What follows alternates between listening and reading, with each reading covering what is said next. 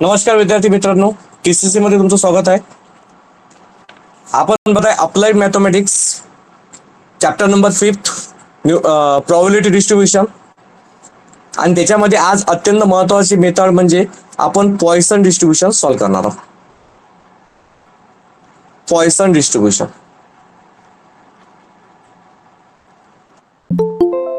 लक्षात ठेवा. Poisson distribution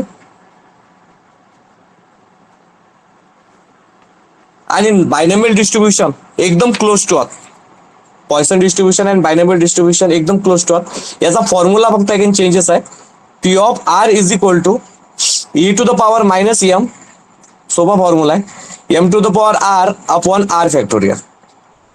M म्हणजे होते mean. M is equal to होते मीन. आणि त्याच्यानंतर आणि मीनचा फॉर्म्युला आहे एन इंटू पी. मीनचा फॉर्म्युला काय? N into P. एन म्हणजे होते नंबर्स ऑफ ट्रायल.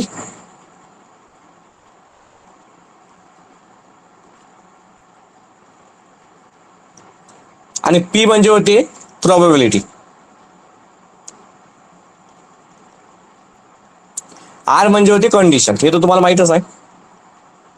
आता तुम्हाला असं वाटत असेल की सर हा उलटा आय कशासाठी आहे? उलटा आय याला फॅक्टोरियल म्हणतात. काय म्हणतात? फॅक्टोरियल. याचा अर्थ असा आहे बघा, जर समजा 5 फॅक्टोरियल असेल तर डिसेंडिंग ऑर्डर 5 पासून, म्हणजे 5 इंटू 4 इंटू 3 इंटू 2 इंटू 1. जर समजा 6 फॅक्टोरियल असलं तर 6 पासून descending, 6 into 5 into 4 into 3 into 2 into 1. जर समजा 3 फॅक्टोरियल असलं तर 3 पासून डिसेंडिंग, 3 इंटू 2 इंटू 1. 1 फॅक्टोरियल असलं तर 1 पासून डिसेंडिंग 1 इंटू 1. आणि 0 फॅक्टोरियल असलं तरी 1. 0 फॅक्टोरियलचा याचा आन्सर 0 येत नाही. लक्षात ठेवता 0 फॅक्टोरियल 1 राहते. तर याला म्हणतात फॅक्टोरियल डिसेंडिंग ऑर्डर. त्याच्यानंतर P of R is equal to E to the power minus M M to the power R upon R factorial. तर सर्वात आधी तुम्हाला माहित असणं गरजेचं आहे की बायनॉमियल डिस्ट्रीब्युशन कधी यूज करतात. त्याच्यात 3 प्रकारे एकाने हे ओळखण्यासाठी 3 प्रकार आहेत त्याचे.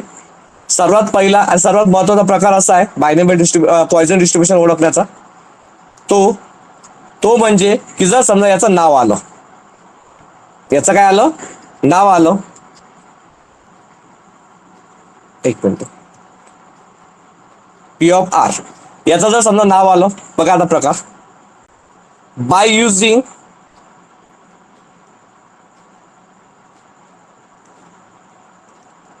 पॉइसन डिस्ट्रीब्युशन असं जर समजा आलं तर तुम्हाला प्रॉब्लेम पॉइसन डिस्ट्रीब्युशनच सॉल्व्ह करायला लागेल. हा पहिला. ते मग काही येऊ. दुसरा प्रकार, जर E to the power minus M ची व्हॅल्यू गिवन असेल, तर समजून जायचं की हे प्रॉब्लेम पॉइसन डिस्ट्रीब्युशनचा आहे. हे प्रॉब्लेम कशाचा आहे? पॉइसन डिस्ट्रीब्युशनचा आहे. जर समजा ई टू द पॉवर ची व्हॅल्यू काय असेल? G1 असेल तर. त्याच्यानंतर तिसरी गोष्ट, जर 2% किंवा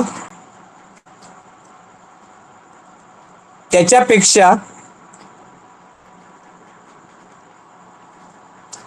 कमी प्रोबॅबिलिटी असली तर, कमी प्रोबॅबिलिटी असली तर. आणि एक चौथी पॉसिबिलिटी आहे, एन ची व्हॅल्यू मोठी असली तर, मोठी असेल तर. For example N is equal to 100, N is equal to, मग 100च्या वर किती समजा, किंवा 100च्या वर समजा एनची व्हॅल्यू असली तर समजून जायचं की हे प्रॉब्लेम पॉइसन डिस्ट्रीब्युशनचा आहे. किती प्रकार आहेत?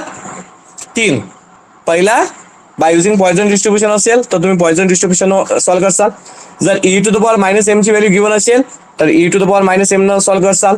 2% किंवा त्याच्यापेक्षा कमी प्रोबॅबिलिटी असली तर. इथं ऐकून थोडंसं तुमचं कन्फ्युजन होऊ शकते.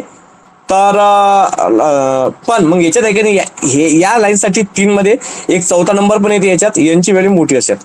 2% पेक्षा कमी आणि यांची व्हॅल्यू काय मोठी, हे जर समजा जर मॅच झाली, हे दोन्ही एकट्ठाच येतात सोबत, तर समजून जायचं की हे पॉइसन डिस्ट्रीब्युशन आहे. नाहीतर मग पॉइसन डिस्ट्रीब्युशन नाही, ते बायनोमियल डिस्ट्रीब्युशन आहे. प्रॉब्लेम बघा, problem number first. If A random variable has a Poisson distribution such that p of 2 is equal to p of 3, find p of 5. तर सर्वात आधी घेतलं given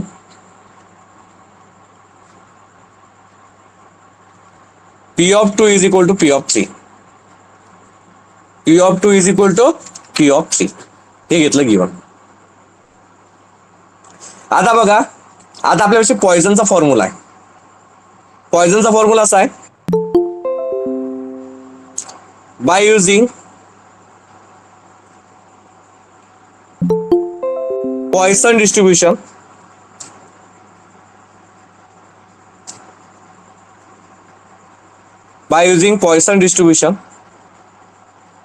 p of r is equal to e to the power minus m into m to the power r upon r factorial. हा formula पॉइसनचा.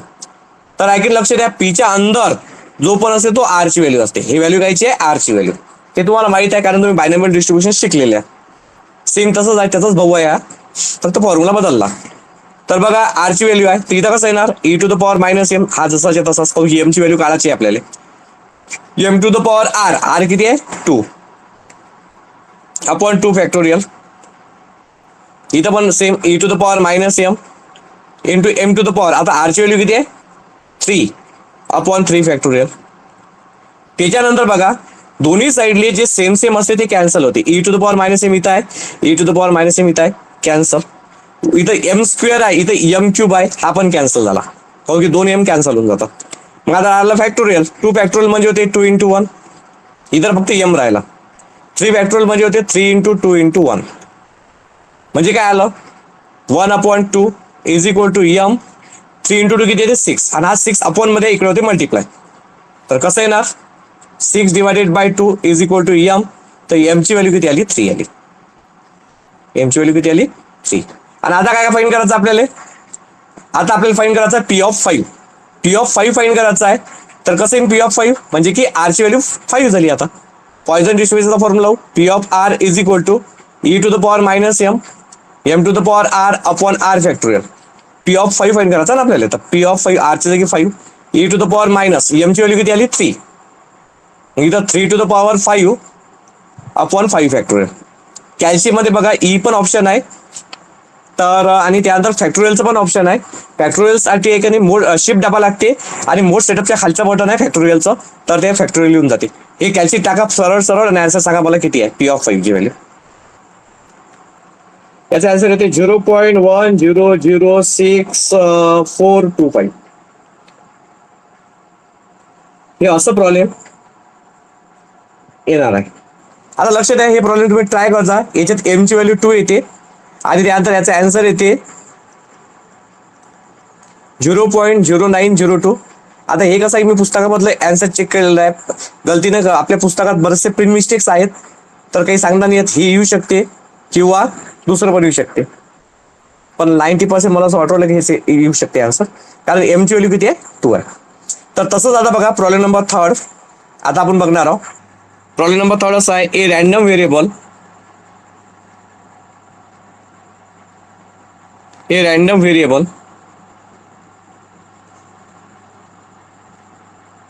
x follow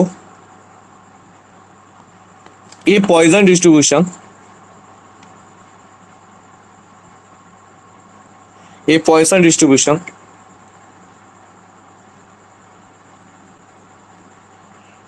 with mean value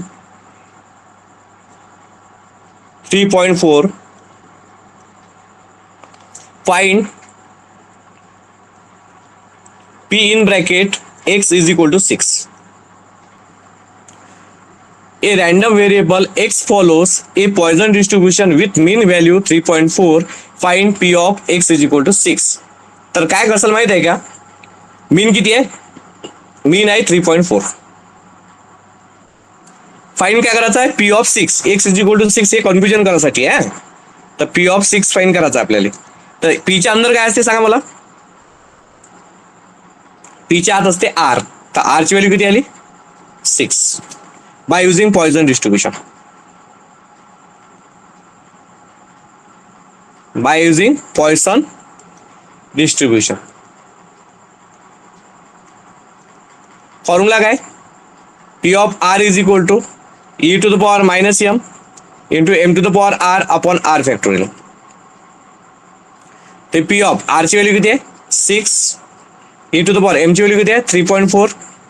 इथं 3.4 to the power 6 upon 6 factorial. सांगा किती येते. करा calcium. सांगा answer. याचा answer येते 0.072. जर हे आन्सर असेल तर तुमचा प्रॉब्लेम राईट आहे. Problem number 4. सोपी वाला प्रॉब्लेम आहे, एकदम सोपी वाला प्रॉब्लेम. प्रॉब्लेम असा आहे. Fit A poison distribution.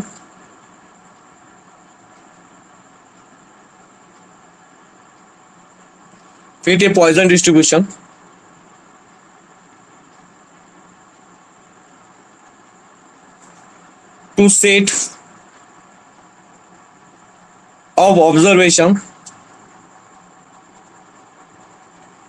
to set of observation हा एक्स आणि हा एफ आय आला. इथं आलं 0 1 2 3 4 0 1 2 3 4 122 60 15 2 आणि 1.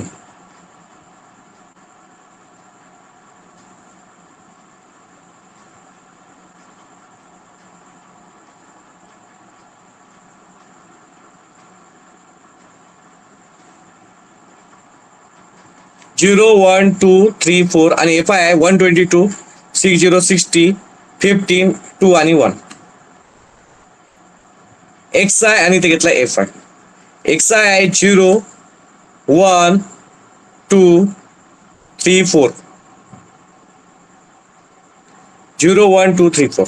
एफ आय किती आहे 122 60 15 2 आणि 1. आता लक्ष द्या. आता आपल्याला सर्वात आधी मीन काढायला लागते. पॉइझन डिस्ट्रीब्युशन साठी काय काढायला लागते मीन. आणि हे आपण स्टॅटिस्टिक्स मध्ये शिकलेलं जाऊ. पहिला एक्स आय आहे आणि दुसरा एफ आय आहे.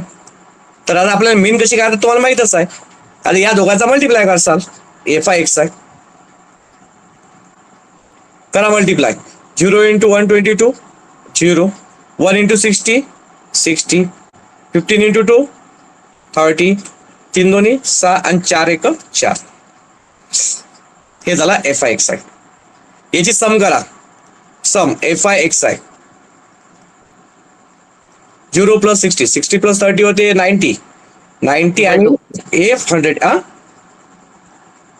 आणि याची करा 122 त्यानंतर प्लस 60 प्लस 15 प्लस 2 प्लस 1 किती येते सांगा.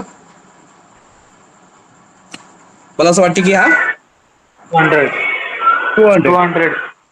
200 येते. हा झाला 200. आणि आता आपल्याला काय करायचे मीन काढायचे. तर काय फॉर्म्युला मीनचा.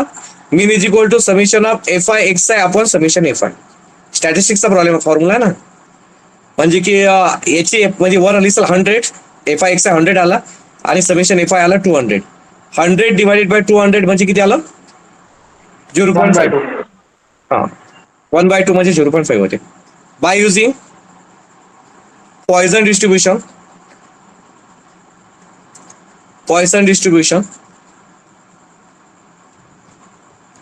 फॉर्म्युला आहे P of R is equal to E to the power minus M into M to the power R upon R factorial. आता आपल्यापेक्षा आर ची व्हॅल्यू नाहीच आहे तर राहू द्या मग. नाहीच तर जे आहे ती व्हॅल्यू पुट करा.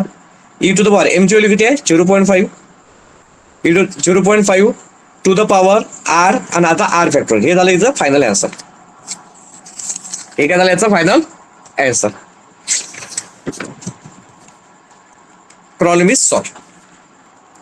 प्रॉब्लेम बघा आता. Problem number 5. The probability of getting on atom defective is 0.005. What is the probability that exactly 3 atom in a sample of 200 defective given e to the power minus 1 0.3679. आणि मी तुम्हाला सांगितलेलं आहे की हे problem कसं ओळखायचं. पहिला कंडिशन होती ज्याची प्रोबॅबिलिटी 2% पेक्षा कमी. बघा 0.005 म्हणजे खूप कमी आहे याची प्रॉबिलिटी. त्याच्यानंतर दुसरी गोष्ट, ईची व्हॅल्यू जर गिव्हन असली तर समजून जायचं की पॉइझन डिस्ट्रीब्युशनचा प्रॉब्लेम आहे. आणि तिसरी गोष्ट, सॅम्पल मध्ये बघा किती आले, 200 आले. 200 म्हणजे एन बरोबर 200 आला म्हणजे किती आला, मोठा आला. तर समजून जायचं की प्रॉब्लेम पॉइझन डिस्ट्रीब्युशनचा आहे.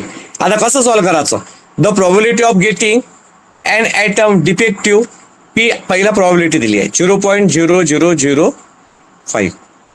त्याला what is the probability that exactly 3 items. What is the probability, जे फाईंड करतो त्याला आर म्हणतात. त्याला काय म्हणतात, आर. आर काढायचा आहे 3 in a sample of 200 defective. किती पैकी, 200 पैकी. एन आहे 200. सर्वात पहिले आता मीन काढू आपण. मीनचा फॉर्म्युला काय, एनपी नेट प्रोटेक्टर 0.005 मल्टिप्लाय बाय 200. करा बरं किती येते सांगा, 0.005 मल्टिप्लाय बाय 200 हे येते 1. एम आला 1. आणि त्याच्यानंतर काय लावायचं आहे, बाय युझिंग फॉर्म्युला पॉइझन डिस्ट्रीब्युशनचा. पॉइझन डिस्ट्रीब्युशनचा फॉर्म्युला आहे P of R is equal to e to the power minus m to the power r upon r factorial. r ची व्हॅल्यू किती आहे 3. e to the power m किती आला 1 minus. हे पहिलं लॉजिकच आहे, e च्या डोक्यावर -1 आहे म्हणजे m1 आहे, -1 आहे. त्यानंतर m ची व्हॅल्यू किती आहे 1 आणि r ची व्हॅल्यू किती आहे 3 आणि इथं किती आहे r म्हणजे आहे 3 फॅक्टोरियल. तर लक्षात ठेवा, आता e to the power -1 ची व्हॅल्यू गिवन दिलेली आहे, तर ही व्हॅल्यू पुट कर जा. e to the power -1 हे कॅल्सी टाकू नका. 0.3679 ही व्हॅल्यू पुट करायची, 1चा क्यूब आणि अपॉन 3 फॅक्टोरियल. आणि आता कॅल्सी टाका, सांगा किती आला answer.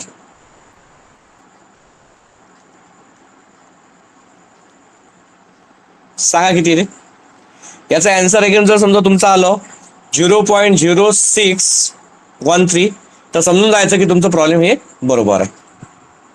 Problem number 6, if 2% of the electric bulb manufactured by a company are defective, find the probability that in a sample of 100 bulb 3 bulb defective आणि at most 2 bulb defective. काहीच tension नाही आहे. किती पर्सेंट आहे, 2% आहे.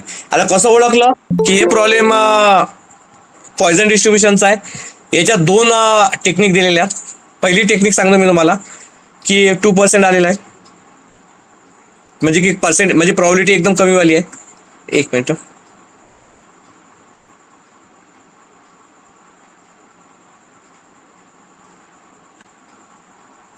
बघा probability 2% आलेली आहे, हे पहिली गोष्ट. आणि दुसरा सिम्पटम्स दिला तुम्हाला सॅम्पल ऑफ 100 बल्ब म्हणजे की बघा एन किती आलेला आहे, मोठा आलेला आहे. तर समजून जायचं की पॉइझन डिस्ट्रीब्युशनचा प्रॉब्लेम आहे.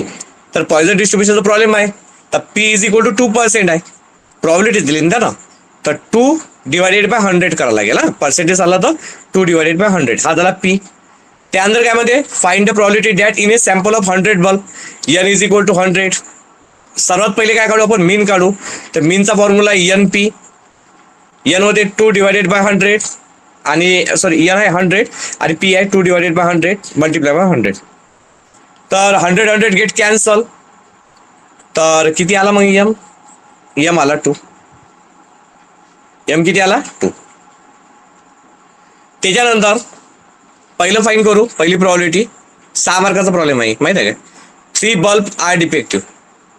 3 बल्ब आर डिफेक्टिव्ह याचा अर्थ काय होते माहिती आहे का, आर इज इक्वल टू 3 बस, बाकी काय होईल. R is equal to 3. आता आर इज इक्वल टू 3 झाला.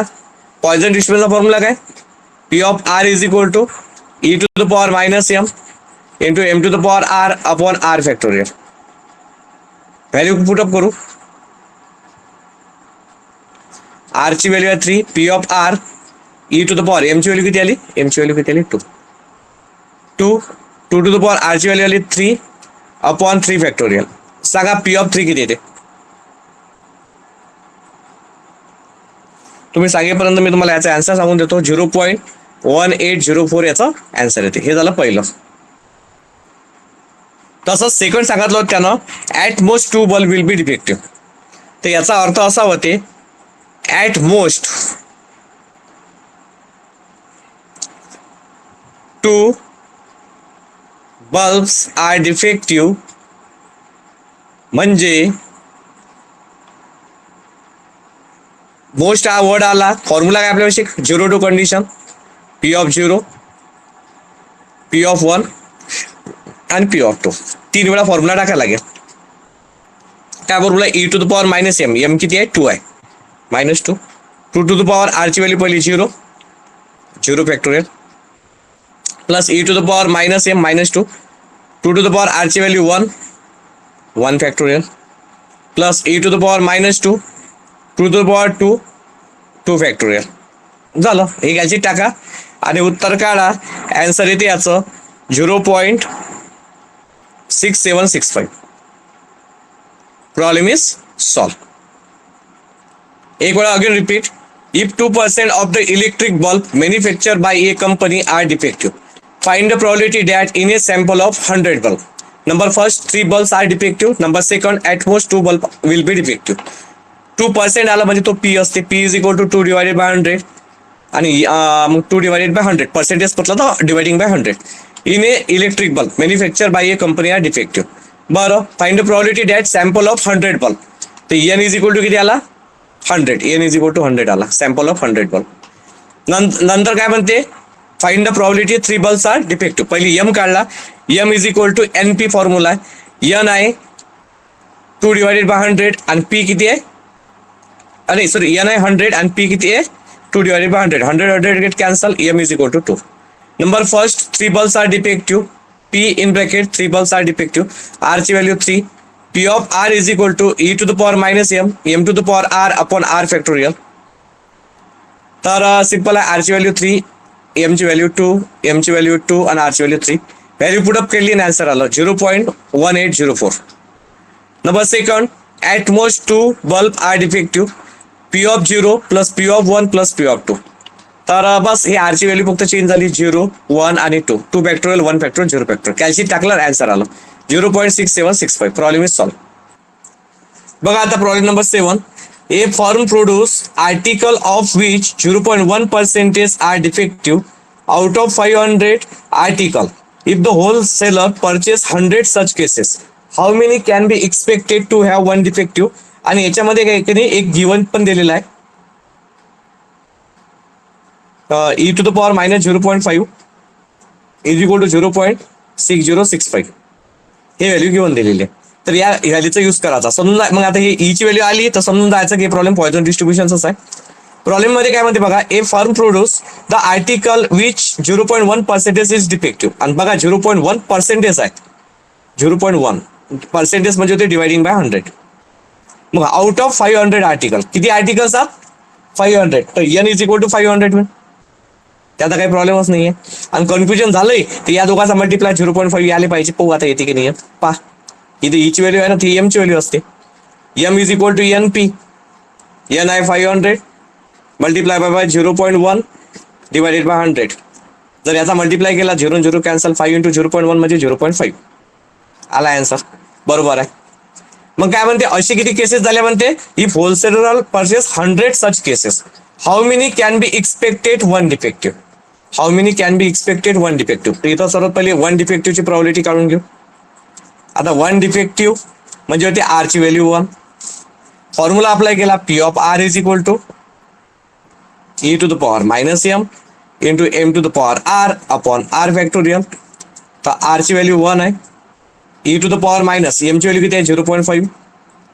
इथं 0.5 टू द पॉवर आर ची व्हॅल्यू आहे 1 आणि 1 फॅक्टोरियल. किती येते सांगा? जर याचं कॅल्क्युलेशन जर केलं तर येते 0.30325. पण आता कसं आहे, हे एक प्रॉबिलिटी झाली, एका केसेस झाली. असे किती केसेस झाल्या म्हणते? 100 सच केसेस. तर इथे लिहिसा number of article, number of article, number of article having 1 defective, having 1 defective. किती होते आर्टिकल? 100. आणि इथं 0.30325 कॅल्क्युलेशन केलं 30.325 अप्रॉक्सिमेटली 30 आर्टिकल. किती आर्टिकल हा? 30. बघा आता problem number 8. Using poisson distribution find the probability that the ace of spade will be drawn from a pack of well shuffled cards at least once in 105 consecutive trials. याचा अर्थ काय होते बघा. Using poisson distribution solve करायला लागते हे problem. हे तर ऐकून त्यानं दिलंच आहे, रेडीमेडच दिलं आपल्याला. Find the probability that ace of spade will be drawn from a pack. म्हणजे प्रॉब्लेम कायचा आहे? कार्डचा प्रॉब्लेम आहे. कायचा प्रॉब्लेम आहे? पत्ते. पत्ते खेळता तुम्ही? चांगली गोष्ट नाही आहे पण पत्ते खेळणं. तर प्रॉबिलिटी लक्ष द्या. टोटल पत्ते असतात 52. 52 पत्ते असतात. किती पत्ते असतात? 52. 52 कार्ड्स असतात. त्याच्यामध्ये एक कार्ड आहे एस ऑफ स्पेडचं. याला मराठीमध्ये झाबूचा एक का म्हणतात वाटते. हा, झाबूचा एक. हा, S of spade. Ace of स्पेड एक कार्ड असते. पुऱ्या 52 पत्त्यामध्ये एकच कार्ड आहे एस ऑफ स्पेडचं. लक्षात ठेवजा. तर 52 मध्ये एक. 52 मध्ये किती आहे? एक. 52 कार्ड्स मधलं एक पत्ता राहते एस ऑफ स्पेडचं. तर 1/52 लक्षात ठेवायचं. Will be drawn from a pack well shuffled cards at least once in 104 consecutive trials. तर त्यानं काय केलं? पत्ती पिसली. 52 मधलं एक पत्ता आहे ते एस ऑफ स्पेडचं. तर पत्ते पिसत जाय आणि पायत जाय की एस ऑफ स्पेड निघते काय. तर असं त्यानं 104 वेळा केलं. म्हणते किती वेळा केलं? 104 वेळा. 104 वेळा. 104 वेळा त्यानं पत्ती पिसले. त्यानंतर पाय की एस ऑफ स्पीड पडते काय. डबल पत्ती पिसले, पाय एस ऑफ स्पीड पडते काय. डबल पत्ती पिसले, पाय एस ऑफ स्पीड पडते काय. डबल पट्टी पिसले, बघितलं काय पडते? एस ऑफ स्पीड पडते काय. तर 104 वेळा त्यानं प्रयत्न केला. आणि त्याच्यानंतर अशी प्रॉबिलिटी फाइंड करा म्हणते की ॲटलिस्ट वन्स, कमीत कमी एक वेळा तरी ते पत्ता पडलं म्हणते.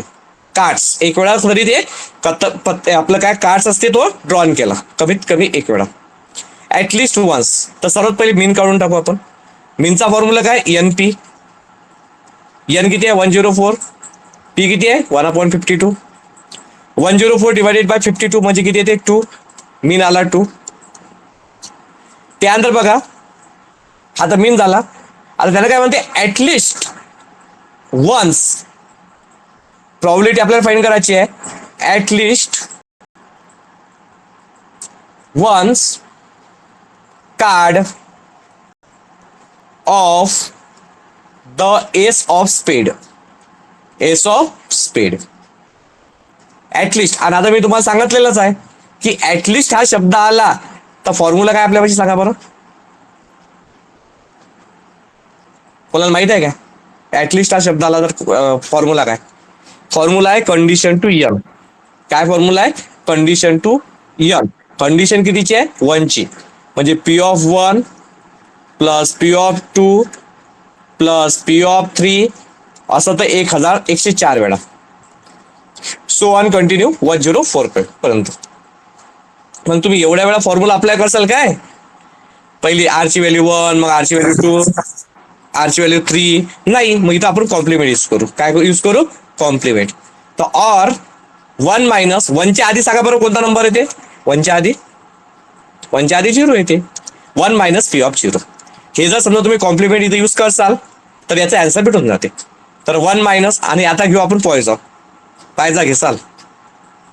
पॉइझन नाही घ्यायला का? पी ऑफ आरचा फॉर्म्युला आहे E to the power minus M. E to the power minus M किती आहे? 2. 2 टू द पॉवर म्हणजे M to the power R. आरची व्हॅल्यू 0 आली. Upon 0 factorial. टाका कॅल्क्युलेटरमध्ये आणि सांगा मला याचा आन्सर काय आला.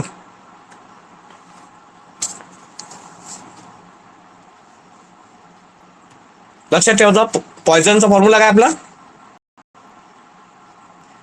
Bye using poisson distribution formula आहे P of R is equal to E to the power minus M into M to the power R upon R factorial. तर याचा आन्सर येणार आहे. तुम्ही काही कॅल्क्युलेटरमध्ये टाकू नका कारण खूप जास्त टाइम झालेला आहे आपल्याला. मी सांगतो तुम्हाला याचा आन्सर 0.8647 हे आन्सर आहे. Problem number 9. The number of road accident met with by taxi driver follow the poisson distribution with mean 2 दिलेली आहे. Okay. Out of 5000 taxis in the city. एका शहरमध्ये 500 टॅक्सीस आहेत. Find the number of driver find करायचे whose does not meet with an accident. असे driver find करायचे आहेत की त्यांनी एकही ऍक्सिडेंट केलेला नाही. आणि दुसरं फाइंड करायचं आहे who met with an accident more than 3 times. असे ड्रायव्हर फाइंड करायचे आहेत की त्याने 3 पेक्षा जास्त ऍक्सिडेंट केलेले आहेत. आणि हे गिवन दिलेलं आहे. तर काहीच टेन्शन नाही घ्यायचं, रिलॅक्स राहायचं. आणि त्याच्यानंतर मीन पाहायचं कुठे आहे. मीन शब्द दिला इथं, शोधा मीन. मीन किती दिली आहे 2. हा मीन दिलेला आहे 2. आता मीन दिला आहे 2. आपल्याला मीन अनारच पाहिजे याच्यात, यंत काही गरज नाही आहे. मीन 2 दिलेला आहे. त्याच्यानंतर लक्ष द्या, आणि हे 5000 नंतर 11 मल्टिप्लाय करावं लागतं. Who does not meet an accident म्हणजे आर ची व्हॅल्यू किती आहे पहिल्या याच्यात, does not meet an accident, does not meet with an accident. एकही ऍक्सिडेंट केलेला नाही असे ड्रायव्हर काढायचे आपल्याला. आर ची व्हॅल्यू 0. पॉइझन डिस्ट्रीब्युशनचा फॉर्म्युला लावू. P of R is equal to E to the power minus M into M to the power R upon R factorial. P of R ची व्हॅल्यू आहे 0, E to the power minus M ची value आहे 2, 2 to the power R ची value आहे 0 आणि 0 factorial. E to the power minus 2 ची value हे given आहे तर हेच घ्यायची 0.1354, 0.1353 आहे वाटते 53, 2 टू द पॉवर 0 आणि 0 फॅक्टोरियल. आणि हे जर समजा तुम्ही कॅल्क्युलेटर मध्ये जर टाकसाल तर तुमचं आन्सर येणार आहे 0.1353. आपल्याला ड्रायव्हर्स फाइंड करायचे. तर number of driver does not meet with an accident, does not meet with an accident. की असे ड्रायव्हर की ज्यांनी ऍक्सिडेंट केलेला नाही आहे. 1353 मल्टिप्लाय बाय किती आहेत एका शहरात ड्रायव्हर टॅक्सीस 5000. याचा जर समजा तुम्ही मल्टिप्लाय करसाल तर इथे येते 676.5 म्हणजे अप्रॉक्सिमेटली 677 ड्रायव्हर असे आहेत की त्याने ऍक्सिडेंट केले. आता एखाद्या आपल्याला असे ड्रायव्हर फाइंड करायचे आहेत की त्यानं 3 पेक्षा जास्त ऍक्सिडेंट केलेले आहेत. तर प्रॉब्लेम नंबर 2 सेकंड प्रॉब्लेमिटी होती met with an accident more than 3 times. असे ड्रायव्हर की 3 पेक्षा जास्त वेळा त्याने ऍक्सिडेंट केलेला आहे. मग त्याने किती वेळा ऍक्सिडेंट करू शकते 3 पेक्षा जास्त म्हणजे किती त्यांना 4 वेळा ऍक्सिडेंट करू शकतात, 5 वेळा ऍक्सिडेंट करू शकतात, 6 वेळा ऍक्सिडेंट करू शकतात, 7 वेळा ऍक्सिडेंट करू शकतात आणि 8 वेळा करू शकतात आणि 100 वेळा करू शकतात. असे ड्रायव्हर आपल्याला काढायचे. So on continue. आता एवढा मोठा तर हा तर अनंत फॉर्म्युला लागेल आपला. इथं कॉम्प्लिमेंटरी यूज करायचे. काय 1 मायनस 4च्या आधी काय येते 4च्या आधी येते 0, नंतर येते 1 आणि नंतर येते 1, नंतर येते 2 आणि नंतर येते 3. 1 मधून याचा एरिया मायनस केला की येऊन जाते. फॉर्म्युला लावू आपण पॉइझन डिस्ट्रीब्युशनचा. E to the power minus M M I 2 minus 2, 2 to the power R ची value 0, 0 factorial. E to the power minus 2, 2 to the power 1, 1 factorial. E to the power minus 2, 2 to the power 2, 2 factorial. E to the power minus 2, 2 to the power 3 आणि 3. पद्धतशीर calculator मध्ये टाकजा. पहिले वरती हे एवढं टाकसाल नंतर मग व्हॅल्यू मायनस करसाल. तर याचा फायनल आन्सर इथं आन्सर येते 0.1353. नंबर्स ऑफ ड्रायव्हर काढायचे आहेत आपल्याला तर आपण काढू मग आता. Numbers of driver who does not meet with an accident. किती टॅक्सी आहेत टोटल 5000. 0.1353 multiply by 5000. तर किती होईल मग 676.5 अप्रॉक्सिमेटली 677. 677 असे ड्रायव्हर्स आहात की त्यानं 3 पेक्षा जास्त वेळा ऍक्सिडेंट केलेल्या आहे आणि या टॅक्सीमध्ये तुम्ही बसू नका. आणि इथं आपलं पॉइझन डिस्ट्रीब्युशन संपलेलं आहे. जर तुम्हाला हा व्हिडिओ आवडला तर नक्की तुम्ही आपल्या या चॅनलला सबस्क्राईब करा, या व्हिडिओला लाईक करा आणि तुमच्या मित्रापर्यंत आणि मैत्रिणीपर्यंत पोचवा. हा व्हिडिओ प्रत्येक पॉलिटेक्निकच्या विद्यार्थ्यापर्यंत गेला पाहिजे. आणि आपले ऑनलाईन क्लासेस क्रॅश कोर्स लवकरच 1 तारीखपासून सुरू होत आहेत. तर तुम्ही M1 बॅकलॉग, M2 आणि त्याच्यानंतर इंजिनिअरिंग मेकॅनिक्स तिन्ही सब्जेक्टचे क्रॅश कोर्स सुरू होणार आहेत. तर तुम्ही नक्की जॉईन करा. धन्यवाद.